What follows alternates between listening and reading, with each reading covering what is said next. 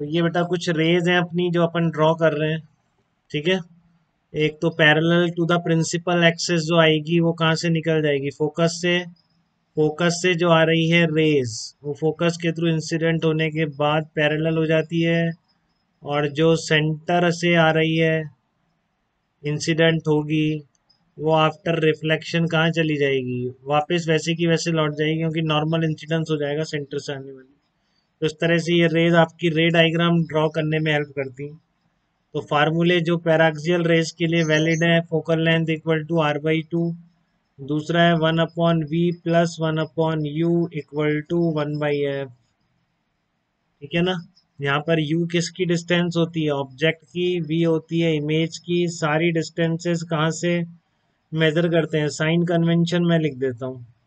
एक तो सारी डिस्टेंसेस जो मेजर कर रहे हैं इस फार्मूले के लिए, वो सारी इस पोल से मेजर की जा रही है। सिंपल ज्योमेट्री से आया बेटा, वही लॉ ऑफ रिफ्लेक्शन लगा के इस पॉइंट को इसके बहुत क्लोज मानते हुए सिंपल रिलेशन आ जाते हैं, ठीक है। तो इस रिलेशन को अप्लाई करने की साइन कन्वेंशन क्या रहेगी, कार्टेशियन साइन कन्वेंशन बोलते हैं। तो मैं वो लिख दे रहा हूँ आपको जिससे दिमाग में आ जाए फिर से। All dimensions are measured from the pole of spherical mirror. या आप ऑब्जेक्ट इमेज जिसकी भी डिस्टेंसेस मेजर करेंगे, all distances are measured from pole of the mirror. आपकी सारी डिस्टेंसेस मिरर से ही मेजर, पोल से ही मेजर होंगी, ठीक है। और आपकी जो पॉजिटिव डायरेक्शन है, जो भी इंसिडेंट रेस की डायरेक्शन में डिस्टेंसेस मेजर करेंगे, ये आपका मिरर है, ऑब्जेक्ट इधर है, तो इंसिडेंट रेस जिस डायरेक्शन में है इस डायरेक्शन को पॉजिटिव बोल देंगे, और इस पोल से जितनी अपोजिट डायरेक्शन में इंसिडेंट रेस के डिस्टेंसेस होंगी वो सब नेगेटिव बोली जाएंगी, ठीक है। इसी तरह आपका कॉन्वेक्स मिरर में भी इस तरह से रेज उस पर गिर रही हैं, तो ये डायरेक्शन क्या होगी, पॉजिटिव, ये डायरेक्शन क्या होगी, नेगेटिव, ठीक है। All distances are measured from the pole of spherical mirror. तो वही distances measured in the direction of incident ray, distances measured in direction of incident रे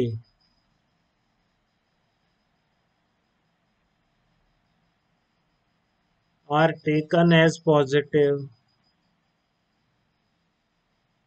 कन्वेंशन ले लिया अपन ने लिखने के लिए, तो यू पॉजिटिव नेगेटिव आते हैं तो अपने आप समझ में आ जाता है हमारे पास, ठीक है। Distance in measure in the direction of incident ray are taken as positive, and opposite to incident ray, opposite is taken as negative. तो और उल्टा नापेंगे तो नेगेटिव ले लेंगे, ठीक है। फिर आता हाइट का, पॉजिटिव लेंगे तो हाइट का भी लिख दीजिए। प्रिंसिपल एक्सिस से ऊपर अगर मेजर कर रहे हैं आप इस साइड, ये डायरेक्शन पॉजिटिव है। किसी पॉइंट की लोकेशन आप इधर मेजर कर रहे हैं डाउनवर्ड, तो वो क्या हो जाएगा, नेगेटिव हो जाएगा, ठीक है। थर्ड कन्वेंशन है height measured in the upward direction, height measured in the upward direction,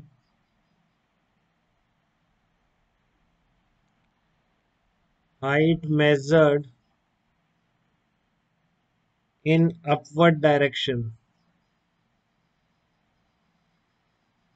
height measured in upward direction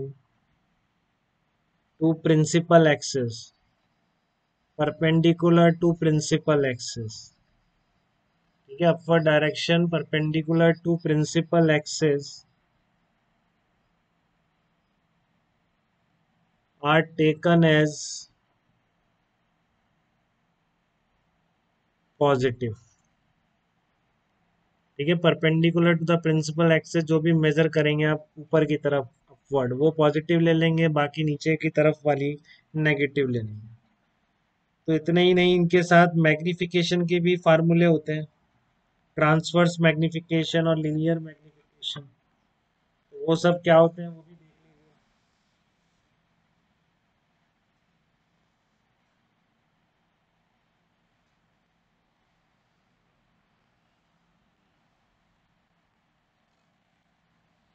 transverse magnification, linear magnification, lateral magnification, ये सब भी देखिए एक बार।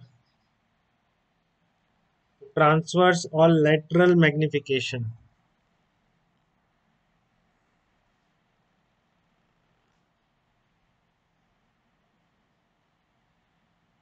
ट्रांसवर्स और लेटरल मैग्निफिकेशन, जो हाइट आएगी, height of image upon height of object, ठीक है, ये आपका मैग्निफिकेशन कहलाता है। मैग्निफिकेशन किसको बोलेंगे? Transverse of linear magnification. Magnification होगा m equals to height of image upon height of object, ठीक है। तो ये किसके बराबर आता है? Height of image upon height of object equal to m, इसमें माइनस v बाई यू के बराबर आता है।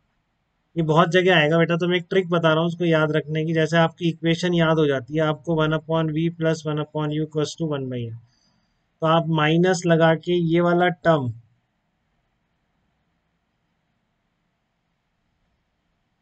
ये जो आपके टर्म आया है इसको पहले लिख दें माइनस दिस अपॉन दिस, ठीक है ना। पहले माइनस लगाए यहाँ पर, फिर जो ये दिख रहा है इसको ऐसे के ऐसे ऊपर लिख दीजिए, वन अपॉन यू, ये वाला टर्म नीचे लिख दीजिए, तो one upon u upon one by v क्या आ जाएगा आपकी? ट्रांसवर्स मैग्निफिकेशन आ जाएगा माइनस वी बाई यू। ये हर जगह नहीं याद रह पाएगा, mu three mu two mu three इनकी टर्म में भी आएंगे आपके पास एक्सप्रेशन।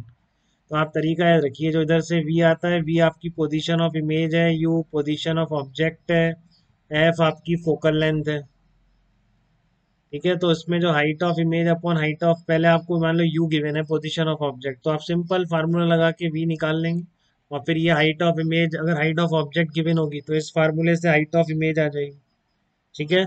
इसके लिए बहुत इंपॉर्टेंट नोट्स है जो हम जनरली भूल जाते हैं कि m की वैल्यू क्या क्या इंप्लाई कर देती है। m की वैल्यू काफ़ी चीज़ें बता देती है हमें, ठीक है।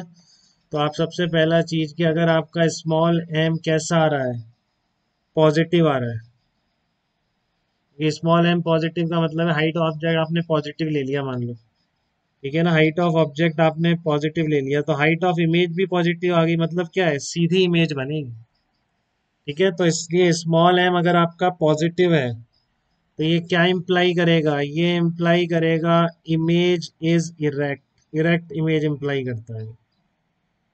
अगर आपका m नेगेटिव है तो ये क्या इम्प्लाई करता है? Image is inverted. ये आपको बताएगा इमेज कैसी होगी? इन्वर्टेड होगी। ग्रेटर देन वन और लेस देन वन का केस क्लियर है ही। अगर ग्रेटर देन वन का मतलब हो गया, इसका मतलब एनलार्ज इमेज बन रही है, ठीक है। लेस देन वन हो गया, इसका मतलब क्या है? डिमिनिश्ड इमेज बन रही है। एम इज नेगेटिव और ये है आपका m greater than one implies image is enlarged, image is enlarge, और m less than one implies image is diminished. तो वो आपको वैल्यू से समझ में आ रहा है। पॉजिटिव नेगेटिव का जरूर ध्यान रखिए कि इमेज सीधी है या उल्टी है, आपको m का साइन ही बता देता है।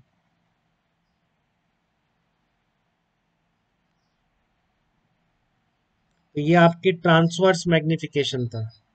फिर आता है आपका लिनियर मैग्निफिकेशन, तो वो देखिए।